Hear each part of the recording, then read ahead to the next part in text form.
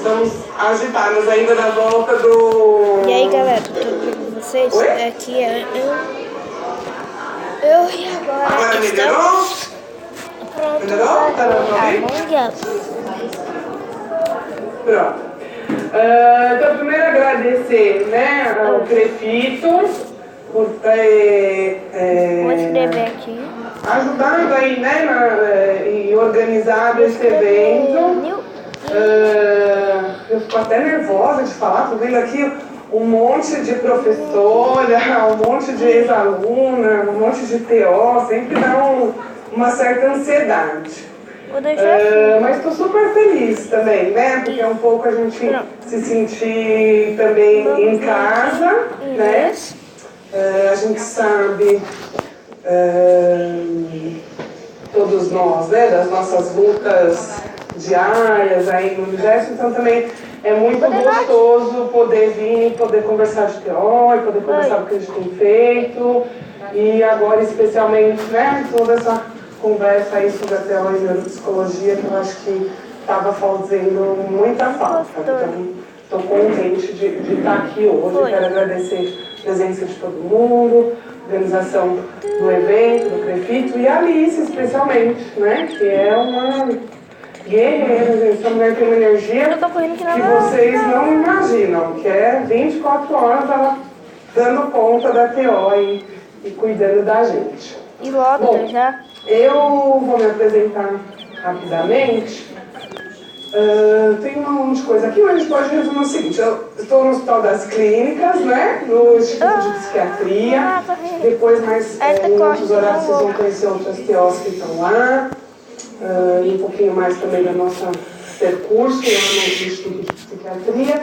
Eu sou formada já há 21 anos. Eita, tô com flash.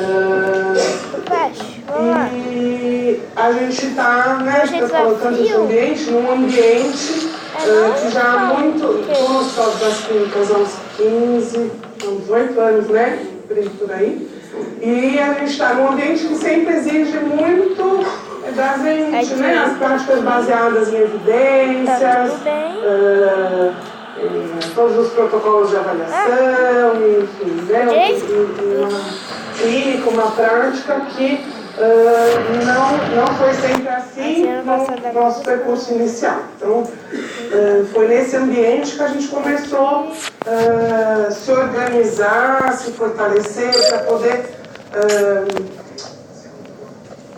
colocar a nossa prática de um jeito até mais competitivo dentro daquele instituto. A gente teve um pontapé inicial aqui com a Cris Analati, que lá atrás fez formação de toda a equipe do serviço, e a partir dali a gente só teve gente bacana, Lívia, Moni Katz, Márcia Moleque, um monte de gente que formou a gente, e hoje a gente está nesse momento podendo apresentar um pouco do que depois disso a gente tem feito. Vou apresentar agora os resultados do estudo do doutorado, né? Apresentar o teste, depois a Adriana, a Patrícia Cotti, e também dos estudos que foram feitos lá no Instituto de Psiquiatria. Tá?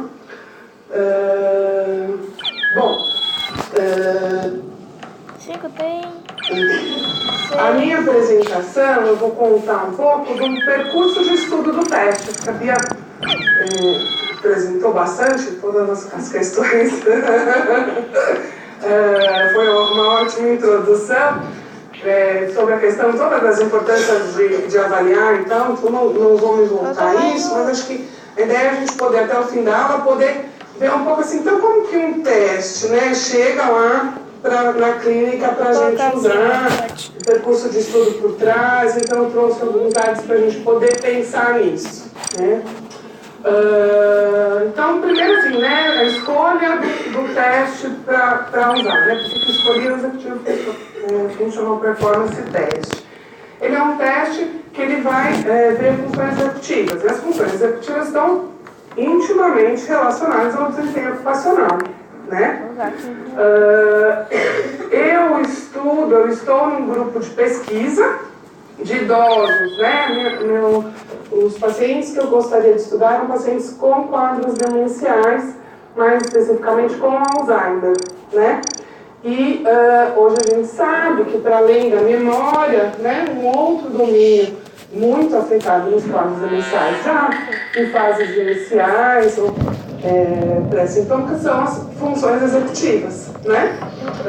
E aí eu conheci esse teste, foi aí que eu escolhi estudá-lo com pacientes com demência de Alzheimer. Tá? Na doença do Alzheimer, quando a gente tem um quadro demencial, a gente vai ver um prejuízo hierárquico das atividades de vida diária. Então, o paciente vai perdendo inicialmente as atividades instrumentais de vida diária, para depois, já mais na fase moderada grave, ter prejuízo em atividades básicas de vida diária.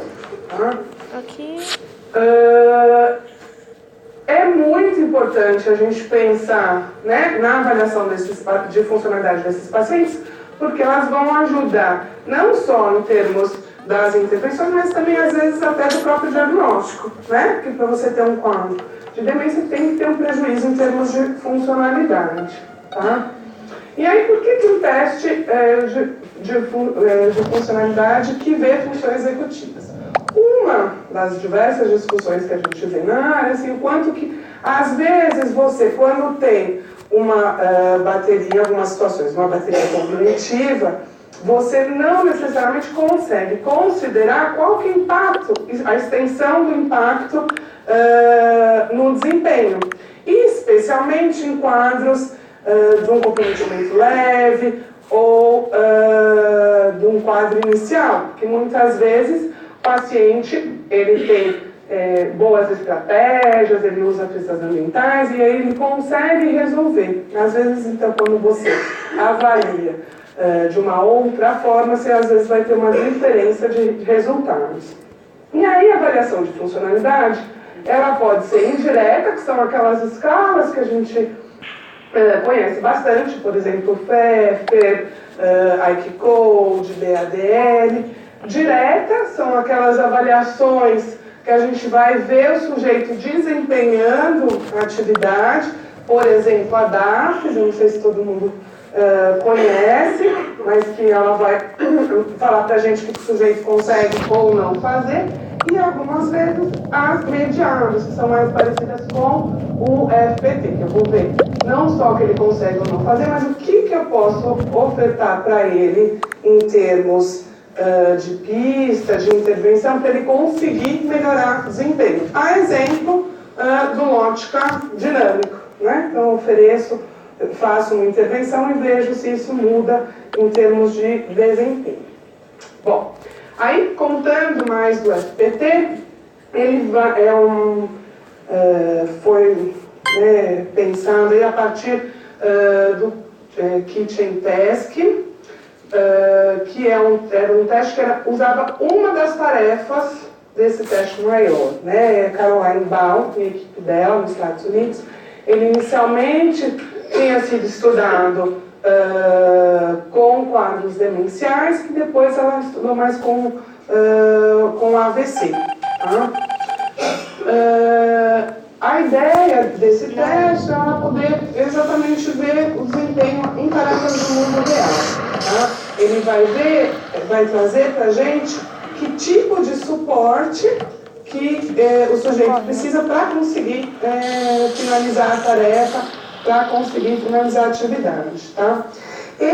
Hoje ele já tem uma série de estudos em várias línguas, adaptações culturais, com diferentes populações. A Monicates, por exemplo, estudou com pacientes com esquizofrenia. Então é um teste aí que já tem aí um caminho de estudo já mais robusto, né? Especialmente fora. Aqui no Brasil, depois eu vou contar um pouco mais, tem o meu estudo e o da Juliana Conte, que estudou o teste com AVC. O teste, ele tem uma parte inicial, o pré-teste, que ele vai ver a autopercepção. Então, é um questionário, e aí o terapeuta vai perguntar para o sujeito, para ter uma ideia se ele acha que ele vai conseguir ou não fazer determinadas tarefas, e se vai conseguir de forma independente ou se ele vai precisar de algum tipo de ajuda. Então, é uma oportunidade do paciente contar um pouco o que ele está pensando, como vai ser o desempenho dele. As tarefas são culinária simples, telefonema, medicação, pagamento de contas, tá? Então, são 4 tarefas que o sujeito vai desempenhar e cada uma delas vai ser avaliada em termos de alguns domínios relacionados a funções executivas, tá? Então, iniciação, organização, sequenciamento, segurança e julgamento e conclusão da tarefa. Tá?